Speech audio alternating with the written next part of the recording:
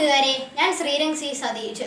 ഞാൻ 5ാം ക്ലാസ്സിലാണ് പഠിക്കുന്നത്. ഞാൻ പറയാൻ പോകുന്ന കഥയുടെ പേരാണ് വികൃതിക്ക് പറ്റിയ പറ്റ്. എന്നാൽ തുടങ്ങിയാലോ കൂട്ടുകാരെ. മഹാവികൃതിയായിരുന്നു പിപ്പു എന്ന പെൻഗിൻ. അവൻ മഞ്ഞുനാട്ടിലാണ് താമസിച്ചിരുന്നത്. ദൂരെ എവിടെയെങ്കിലും പോയി താമസിച്ചാലോ?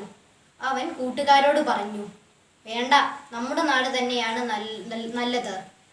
പക്ഷേ പിപ്പു അത് കേൾക്കുന്നില്ലായിരുന്നു. അവൻ വലിയൊരു മഞ്ഞുകട്ടയിൽ കയറിയിരുന്ന് യാത്രയായി.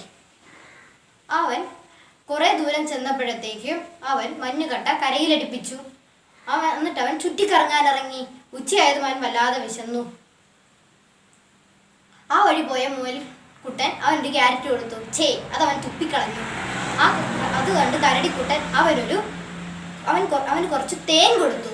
അതും അവന് ഇഷ്ടമായില്ല. ചൂടും വിശപ്പും കാരണം അവൻ ഇപ്പോൾ വല്ലാതെ വിഷമിച്ചു പോയി. എന്നിട്ട് അവൻ വേഗം കടൽ തീരത്ത് തിരിച്ചെത്തി. അപ്പോഴത്തേക്കും ചൂട് കാരണം മഞ്ഞുകട്ട പകുതി ഉരുകിയിരുന്നു. ബാക്കി ഉരുകുന്നതിന് മുമ്പ് എനിക്ക് നാട്ടിലെത്തണം.